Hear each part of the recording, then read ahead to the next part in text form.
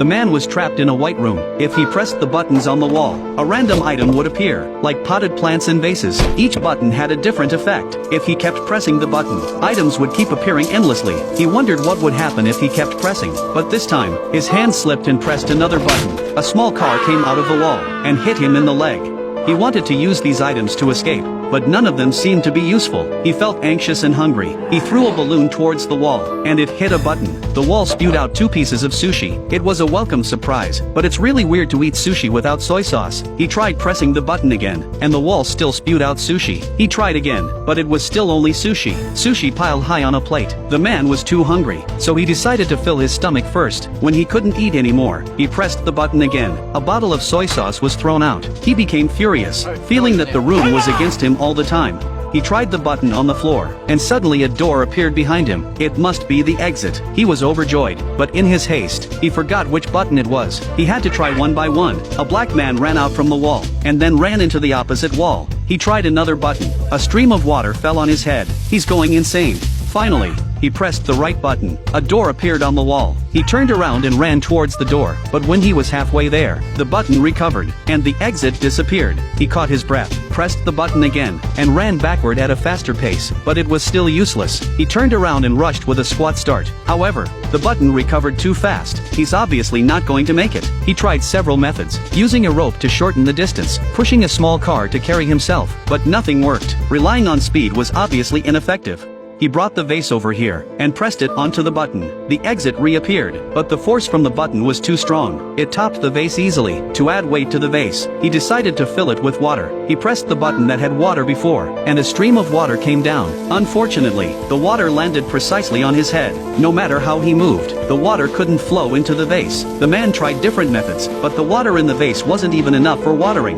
Now he wanted to use sushi instead of water. He kept pressing the button repeatedly, and the sushi kept falling into the vase. But when it was full, he couldn't move the vase because it was too heavy. He reached inside with his hand, but the opening was too small to fit his hand. Luckily, there were chopsticks in the room. He used the chopsticks to pick the sushi out. Until he couldn't reach any sushi with chopsticks, he used all his strength, and moved the vase back to the button. But he forgot which button was the exit again. He tried one by one, and when he pressed the wrong button, the black man appeared and kicked the vase. Then the man gave him a glance, and walked into the wall. But this kick broke the vase. All his efforts were in vain. The man was driven to madness.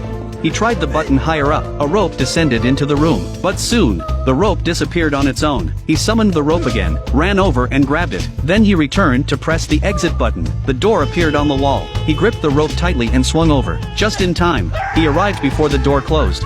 He went to pull the door handle, but the door didn't open. He needed a key to open it.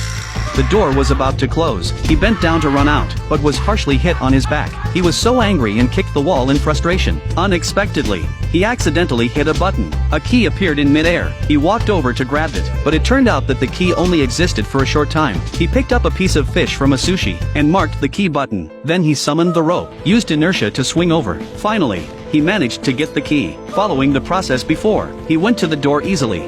He used the key to open the door, but the door still wouldn't open. He looked up. There was a password lock on it. He was running out of time, so he got out of this small space. Now, he had run out of patience. He picked up the plunger and threw it away. It hit a button. The black man walked out from the wall, gave him a glance, and then walked away. At that moment, he suddenly realized that there were 3 numbers on the man's head. It must be the code for the door. He followed the method before, twisted the numbers one by one. After a few tries, sure enough, the password was correct. He finally opened the door. The door was pulled open, but the exit behind him closed. Now he was trapped in this small space. He wanted to pull the door and walk out, but the space was too tight. He couldn't squeeze through. He got stuck behind the door. Now he was done for. Even the white room behind was out of reach. He crouched in the corner and cried. He started to miss the room behind him. Although he didn't have freedom, at least he didn't have to worry about food, and there were toys to kill time too. After reflecting for a moment, the man noticed a gap in the wall. He reached out and pulled it, and it turned out to be a sliding door.